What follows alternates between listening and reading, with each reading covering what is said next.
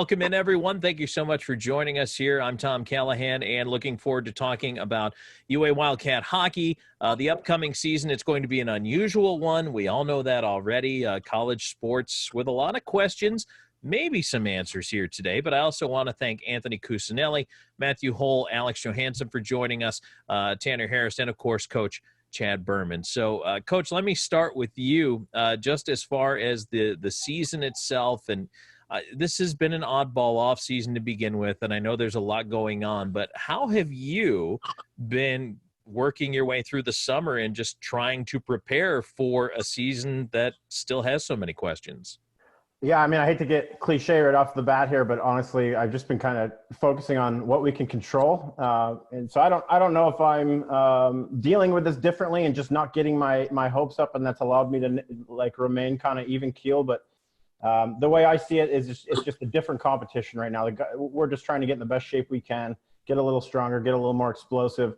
And then when that puck drops, we'll be ready to go. So, I mean, obviously it's not easy. It's not easy for anybody, but I think, when you see what's going on in the world beyond sports, beyond hockey, it's hard to be a victim when it's happening to everybody. So we're going to do the best we can, and hopefully we're on the ice here soon. Anthony, I'll start with you, too. As far as from the player perspective, how did you spend your summer, and how have you tried to prepare? Yeah, I mean, it's been tough. Off-season, you're always putting in the work, getting ready for a September start date, and then that kind of gets pushed back a few months. But, I mean, it's been the same for all of us. We've been working out. We've been doing what we can. Can't go to the gym, so a lot of cardio here in the backyard, a lot of swimming. But, yeah, I mean, it's just having a positive mindset. Season's going to come at some point, and we'll be ready when it does. Alex, can you talk to us a little bit about your preparation? Is it any different of a summer? I mean, has it sunk in yet that things are just maybe returning to campus really kind of drives it home a little more? Yeah, a little bit. The summer was pretty much the same for me. I went home and I was working for my dad, but the preparation was essentially the same as far as getting ready for the season. Obviously, we were hoping that the season would start on time, but that's just the way she goes, and we'll be ready for January. And Matt, how about yourself? Talk to us a little bit about your off-season experience. Yeah, no, it's been pretty much the same as the other guys have said. You just try your best to just keep focusing on working out and getting better. But definitely coming back here in Tucson, it's weird just because you're expecting to have a practice or a team workout or something, and then you just kind of got to do it by yourself, and that's just the time we're in right now. And by no means is this exclusive to Tucson. I mean, anywhere for the entire summer, even if there was an ice rink available, you couldn't go there to skate. And I know, Coach Berman, that's something that's just kind of unusual. Have you had to do anything different with the guys coming back? Because really nobody had a chance to skate this summer because of all the pandemic restrictions. Yeah, and don't let them fool you. I mean, next week we ordinarily would be starting 6:30 a.m. workouts, so they're not suffering too much right now. I think they're over it. But I'm a big Nicholson fan. He didn't skate in the offseason. He just believed in taking a break from it. He believed his strides of improvement came from off-ice workouts. So literally he would get off a Stanley Cup win, and then the next time he touched the ice would be the first training camp. I think in our situation, because ice comes a little later, we'd like our guys to at least start getting on the ice at the end of the summer. But I don't think it's crippling. I think there's still opportunity there. And the best part of this is, we're built on, I'm sure we've got talent and we've done a lot of nice things, but we're built on culture. And when I hear, Matthew Hall's put on 20 pounds and I hear, Jesse Lowell's lost 12 pounds and Fritz has put on weight, when I hear those kinds of things, that's all I need to hear. It's just a matter of when we can start playing, but we're doing what we can control and doing it well. So that makes me proud. And I feel good about where we're at. There's kind of a bunch of cage dogs ready to let loose at this point. I don't want to tell you how much I put on during this pandemic. Not in a good way. Not in a good way. We do have some questions that were sent in, and I want to get to some of these that were collected by Tanner. So, Tanner, by the way, thank you, who all credit for setting this up and getting this together. So thank you very much. So let's start. This one comes in from Twitter, at AZCatFanForLife on Twitter. What are your expectations for the upcoming season? Matt, let's start with you. Our expectations are basically just starting off right where we left off from last year. I would say a good majority of our team is hungry since we didn't get to go to the tournament. So I think the expectations are just take it day by day. And, whenever we get the chance to drop the puck, we'll be ready. Anthony, talk a little bit about that too. Is that something very important that I haven't mentioned yet? But there was no tournament for you guys last year. Obviously, the pandemic ended up canceling that. Is that a little bit of an extra motivation when you view this season? Yeah, it was tough. Still the sour taste in my mouth from the Liberty game previous year. So kind of build the whole season getting ready to get that taste out of your mouth and get some revenge there at Nationals. And having that taken away was tough, obviously, but we have this year to do it. I think we have the team to do it. Winning the conference, obviously, is a big goal, but I think the team can do a little bit more than that this year. Alex, talk about also your expectations here for this upcoming season and what you think this team is capable of doing. Well, I think we're definitely capable of at least winning the conference. As you know, the format's a little different this year for the national championship. Only 10 teams are going to be able to enter that tournament. So I'd say our goal is to make that tournament, and then once we do, we'll go from there.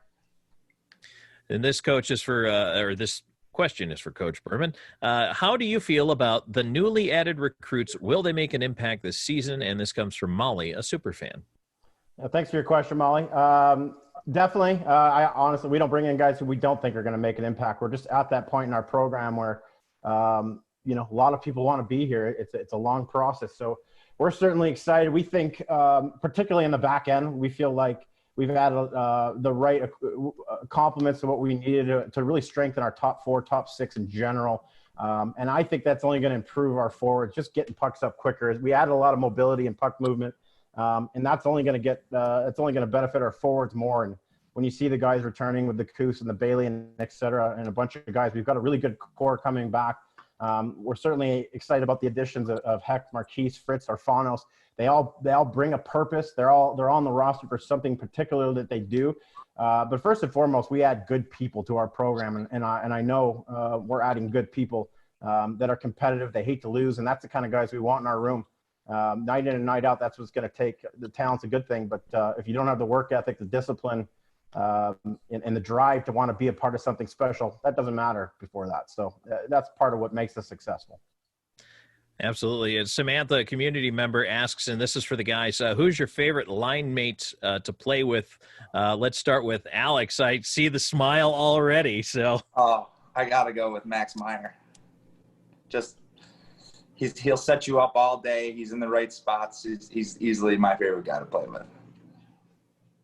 Good one. How about you, Anthony? Yeah, it's a tough subject for me. Chris Westland. He's moving on, it seems, but he made my job a lot easier the past 3 years. Just the way he plays, he brings it every night. He's always the first guy in the zone, finding me somewhere, and yeah, he was awesome to play with. Matt, how about you? It's pretty easy for me. I think I'd have to go with Ben Jones, being that we've been D partners for 2, 3, 4 years now. And it's awesome playing with him just because we know our game so well. So it makes it a lot easier to be confident on the ice and make plays when you know your D partner has your back.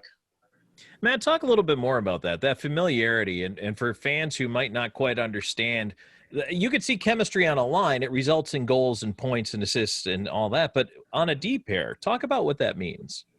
It's just basically trusting your D partner as an extension of yourself, basically. So, like, if you want to go up and rush the puck, you know that he's going to be back, and you know that he's going to be able to, stop them from advancing. And it's just like, where he's going to be on the ice if you fully trust him. So it makes it a lot easier, like, almost everywhere on the ice. This one, again, is from AZ Cat Fan for Life on Twitter. How did you guys feel about the team last year heading into the national tournament before it was canceled? And I guess to carry that forward, do you feel like you can pick up where you left off? And, Coach, I'll start with you.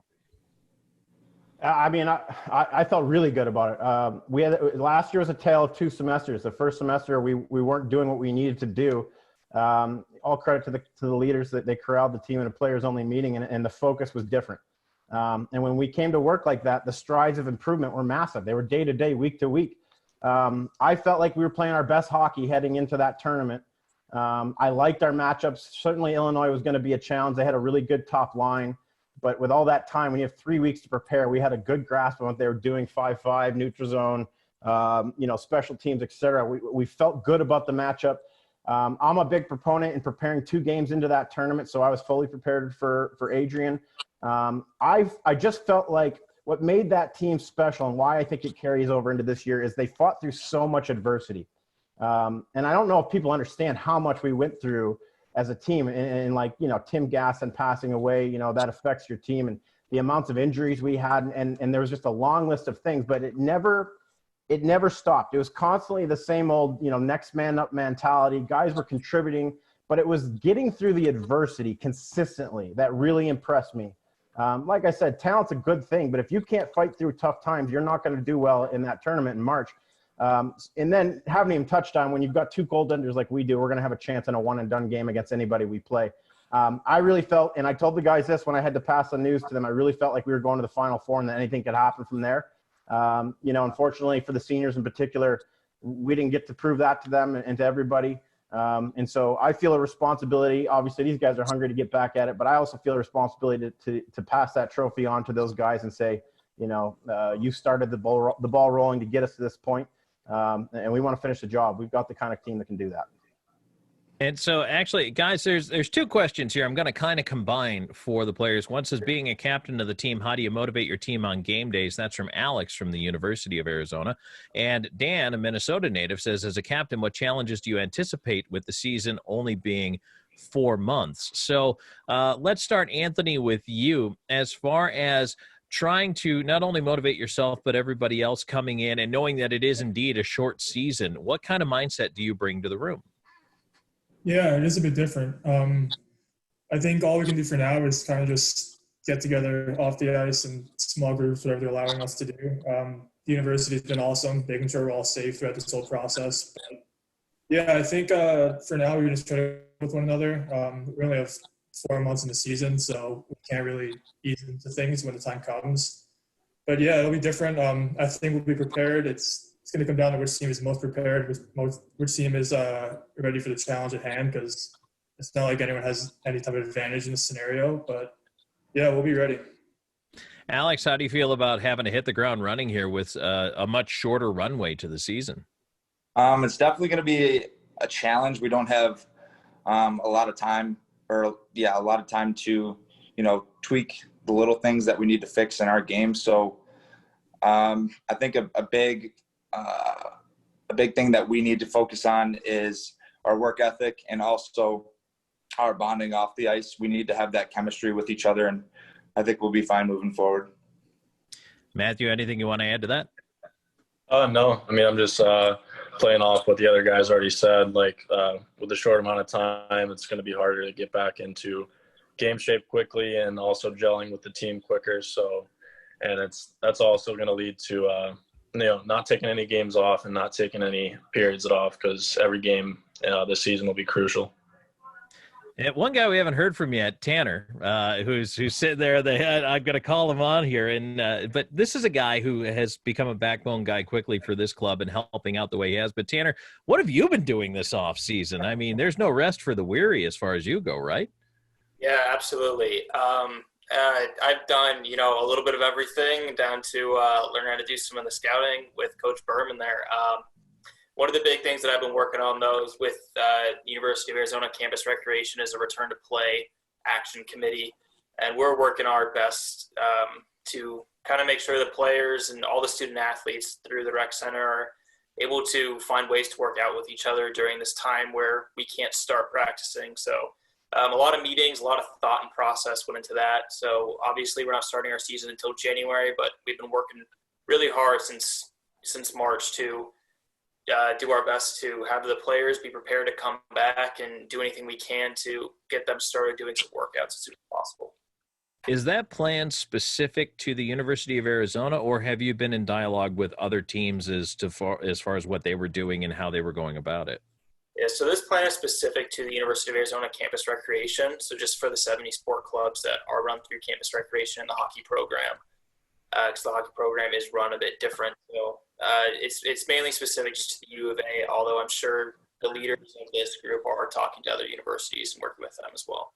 Absolutely. This one is for Coach Chad, and I think this is a great one. At Schwarm on Twitter wants to know, what does it take to get recruited to play for the Arizona Wildcats? Duffel bags of cash. No. We do have a recruit form on our website that anybody can reach out and connect with us and get it on our radar. And it's always a good idea to reach out to coaches. I do a camp every year, kind of walking through that. I think a lot of people don't understand the process in that, and like a short, concise email is the way to go about it. I know people want to send your entire life story, but it's not the best first step. So obviously there's ways to connect. If you want to get on our radar, you can reach out to us. Obviously we do our own recruiting. We do our own scouting. It's a lot of, due to our geographic location, it's a lot of watching games online and making phone calls and just kind of filtering through the process. But I think it's really important to call references. The social media world gives you a lot of information. So you try to do your digging first and foremost to find out if these are the kind of character kids that you want in your organization. And then you look at the talent and what they bring to the table. And, you don't need 30 goal scorers. You don't need 30 penalty killers or shot blockers or whatever you want to call them. But, so what do you do best? Do it all the time and make sure you present yourself that way, because it may be a piece we need. And so let's go to a couple more of the fun questions here now. And Anthony, what game are you playing here this offseason? This is a question that comes from Brandon of Rattlesnake Ridge. Playing a few. I'm playing Call of Duty, NHL, my game through Xbox. Golf game came out, so I've been playing that a bit. But it's also fun just playing online with these, getting to talk to them. And yeah, I mean, I try not to Xbox too much, but when I am playing, it's always fun. Matt, how about you? I'm getting into actually my main games probably this summer have just been like 2K basketball and then NHL. Fortnite's always great, but yeah, I love Shell and 2K. It's really competitive when you're playing with your buddies. How about you, Alex? What are you into? I'm not really a big gamer, but when I do every once in a while, I like playing NHL and pretty much any of the Tiger Woods games, any of the PGA games. Love them. Now, I noticed Tanner and Chad, you guys also raised your hand. So Tanner, what's in your rotation? I've been getting big into Call of Duty this off season. I got a couple friends who got me into it, and it's just fun to spend time with them while we're all in our separate houses and stuff like that. Chad? I'm pretty committed to NHL 20. It's like the only game I have, honestly. So I play a lot of that. If anybody's looking for a real battle, Chadwick Berman, I was online there giving it his all. So I've been trying to get Chris to play me for like 3-4 years now. I think he's a little intimidated, and I don't blame him. He's all on board. So yeah, I like playing NHL 20. I don't know. It's nice to do whatever you want to do, whether you're playing online. I've been doing franchise mode, kind of simulating Yzerman's shoes to see the rebuild ahead of him and moving the contracts, and boy, does he have a job ahead of him. But now, I'll tell you what, for those who don't know, Coach Berman is a hardcore Detroit fan, to the point where he's simming the franchise, trying to figure this one out. If you're a GM someday, somewhere for a team, we'll know where your roots came from. It was NHL Absolutely. 20. It's on the resume, so they'll know too. There you go. All right, perfect. Also, guys, a question, your favorite class taken at the University of Arizona? That comes from Jose, who's a UA student. So, Matt, let's start with you. Favorite class, I'd have to go with classical mythology. I took it freshman year, and it's just basically about Greek and like Roman literature. And I read a lot of those books in high school, so it was kind of like revisiting a lot. It was a super fun class. Alex? This is only my second year here, so I haven't had the luxury of taking every class that most freshmen and sophomores would take, but the two management classes that I've taken so far, I really enjoy. They're not super overwhelming, but I still learn a lot at the same time. Anthony, how about you? Yeah, first 2 years kind of doing pre-business, not too many classes I enjoyed. Being in a business school now, I know Alex just hopped in also, but the classes are kind of more fun, more stuff they can apply to real life afterwards. Yeah, favorite class, probably English. Not into business, but I enjoy writing that kind of stuff, so that's definitely up my alley. Okay, here's always a fun one, and we got to keep it printable here, but Devin says, hockey players have a lot of nicknames. What is your nickname and why? And actually, I'm going to start with Coach here. Coach, do you have a nickname? And then later I'm going to ask the guys if they have a nickname for you. I think we're all going to be pretty similar in the sense that like hockey players. We're not real bright about everything. It's just like you shorten your last name. So everybody called me Berms. When people call me Chad, I look around like, who's Chad? Yeah, I went by Berms. All right, Matt, do you have a nickname? I actually have a couple. I either go by just straight up Hole, or like Holler or Holsey. So it's basically just adding like ER, like a Y to the end. And how about you, Anthony? Yeah, Coos, pretty simple. Last name's a mouthful, so kind of slimming it down. Alex? Mine is Josie. It came from when I first came here last year. I told them my name was Johanson. A lot of my old hockey buddies called me Joe or JoJo, and he wanted to be original, so he started calling me Josie, and it stuck. So now we also had a big debate on that one. There was a week-long whole issue about if it was going to be Josie or JoJo or whatever. But Josie stuck. Is there anybody, guys, has there been anyone who's been difficult to pin a nickname on because of something like that? Like you just keep going around and you don't land on one? Bayley. I think we just called Bayley. Yeah. Yeah, we don't really have one for Bayley. Yeah. He's just Bayley. Do we have one for Tanner? Big Fossil likes to call me Utah for something. Yeah, that's right. Break or something like that. I like Utah. I like that. That's a good one. And then, all right, guys. So this is your chance to show that you know more than Chad Berman on NHL 20. Who do you think is going to win the Stanley Cup this year? And Tanner, we'll start with you. Who's your pick for the Cup winner this year? Oh, gotta go with Tampa Bay. Okay, Chad. I said it. Sorry, Berms. Yeah, I said it before the playoffs. I got to stick with Tampa Bay. Okay, Matt. Hate to follow everyone else, but I would say either Tampa or Vegas, but it's not looking too hot after the Canucks are coming back on Vegas now. Yeah, it's been kind of crazy with the way everybody's been coming back on these 3-1 series deficits to force Game 7s. Alex, how about you? Who's your Cup winner? I'm going to go Colorado, but if they happen to lose Game 7 today, then I'm going to go with the winner of that series, so either Colorado or Dallas. Oh, okay. All right. Anthony, how about you? Yeah, I'll change it up. I said Colorado versus Philly off the start. I think the Flyers are going to take it home. Islanders are an awesome team also. I've been watching all the Islander games with Max Meyer, who's a big fan. But I think either Flyers or Islanders, whoever wins that series, but probably Flyers. Well, I can't abandon my Cup pick now. I picked Vegas, Tampa in the Cup final, and I said the Golden Knights would end up winning it. So I'm not going to abandon that ship now. But not a bad I guess pick. We'll see. We'll see. It's going to be really interesting. It's been a lot of fun. It's been interesting to follow the return to play, but also, guys, we're just looking forward to seeing you back on the ice as well. And so, Chad, just to wrap things up here, I mean, what can you tell us about what to expect when we'll see some hockey again? Yeah, we just made an announcement recently, and so we want to thank our fans and season ticket holders and everybody who's been eagerly waiting. We certainly appreciate your support, need it now more than ever, and can't wait to get back in the TCC with you guys. It does look like we're going to have a start in January, and we're not alone. Even if we wanted to start, we literally couldn't put together a schedule. Every team in our conference is out for the first semester, and last total I got was 56 of the 70 Division I teams in the ACHA were out the first semester. So there are very few teams who are going to try to play a few games here and there. Not sure how they're going to do it. But we're looking forward to a January start. And then as a result, I think the ACHA has now come to terms with they're going to move the national tournament back a few weeks to help provide a little more space there. And so the national tournament will be moved back to, I believe, April 19th. And so that gives us an opportunity to start that 4-month sprint. Is that going to allow for maybe a few more games than you would have expected had they kept the tournament where it was, or just space the games out more? Yeah, I mean, certainly like in a lot of things, it's just been a lot of interesting challenges that come about that you wouldn't necessarily have to cross or think about.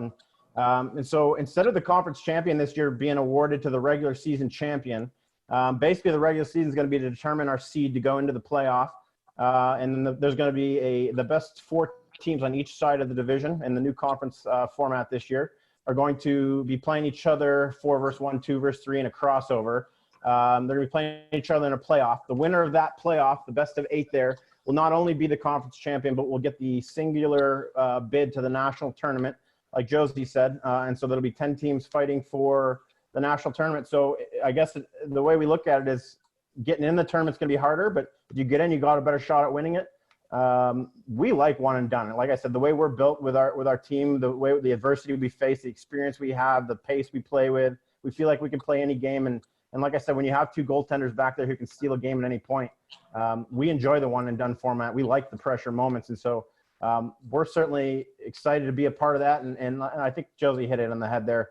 Our focus right now is find a way to win that playoff and go from there. But expectations are high. Well, and we'll finish with the players here, but guys, looking at this team moving forward here, what do you like most about them? Anthony, we'll start with you. Yeah, so it's not too often you got 10 plus new guys to a team and you're not rebuilding, and that says a lot to the group we have right now. So I think last year we just kept moving in the right direction. This year is just another step in the right direction, like I said. But we have a good team. I'm excited. We're really deep. Offense, defense, and our two goalies are awesome, as everyone knows. But I'm excited to get started. I think the team has a lot of potential, and how far we go is up to us. Alex, what do you like about this group? What excites you about the season? Well, the thing about going into the national tournament last year is that I felt that we had such good depth to our team, and I'm feeling pretty good about that this year as well. We have the style. We could play a fast-paced game. We can muck it up in the corners. And with the additions that we've added on the back end, we should have a pretty good decor. So, we've got the full package right now. This is hopefully going to be a special year, and I'm looking forward to it. Matt, can you give us the blue line perspective? What do you like? Same thing. Back on D, we're super deep this year along with our goalies. So it's going to be a lot easier on us. Being able to space up that playing time, and like Coach said too, anyone's going to be able to step into a role and make an impact. And then we'll finish with Coach Berman here. Coach, anything you want to say, fans, supporters, and everybody, and what to look forward to getting back on the ice here? Yeah, we just want to say, thank you for sticking with us and for being there as always. We want to continue to put it on a great show and represent you well. It matters that we represent our alumni well and our fans. And our first goal is never going to change. We're going after that fourth Cactus Cup. We're going after our third straight conference championship, and it's time, we'll worry about it when we get there, but it's time to bring Tucson a national championship. And so certainly that takes a lot of hard work, some adversity, some luck, but that's what we're committed to. And so we're doing our best to make Tucson proud, to make the University of Arizona proud, and hope everybody's staying safe and healthy out there. Wear your mask, and let's get through this together. And the other end of it, it's going to be a heck of a lot of fun. Next time the puck drops, we're playing and having ASU back in the TCC. There's good times ahead, and that's where we're going to keep our focus. Absolutely. I know we're all looking forward to getting this team back on the ice. So my thanks to Coach Chad Berman, the players Anthony Cusanelli, Matthew Hohl, and Alex Johanson, and, of course, Tanner for putting this whole thing together. Tanner Harris, great work. Great job, everybody. Thank you so much for being here. And to you, the fans, as well. We appreciate you being here, for submitting the questions, and for supporting this Wildcats hockey team. Thank you so much for being here. We appreciate it. Take care, everybody.